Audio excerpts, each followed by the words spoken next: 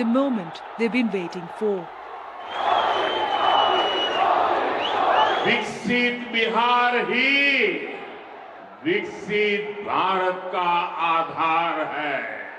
As campaigning enters its final days, India's Prime Minister Narendra Modi makes a quick stop in Bihar, promising economic growth. A high-stakes battle where his party, the BJP, is hoping to bolster support after failing to win a majority in the national election last year. And women voters are at the center of it all.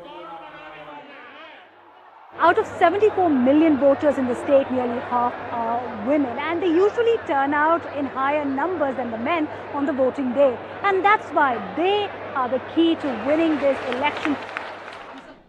In the past, they've backed this man, Nitish Kumar, to be Bihar's chief minister for 2 decades. His party is in alliance with the BJP.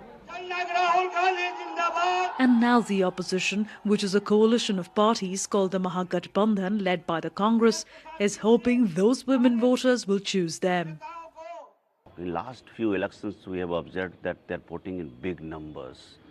And never forget, in a caste-ridden structure of Bihar, they have become a caste-neutral constituency of women, cutting across caste and religion.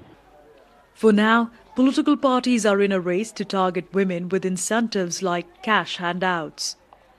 And national election में ज़्यादा यहाँ पे रहता है गेमा गेमी. But will it have any impact? I meet a group of women in the state's capital, Patna. Why don't these schemes come earlier? Why are they only announced during elections? We hear about these policies, but most women do not know how to avail them. They do not know if it is for them, and where to go, what to do to be able to take benefit of these policies. What are your expectations from this election? What do you want from your leader?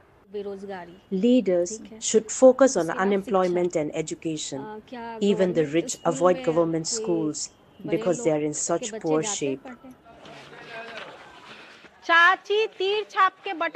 For now, as polling day approaches, campaigners are working hard on the ground to reach as many women as they can, in a hope to sway their votes. Devina Gupta, BBC News.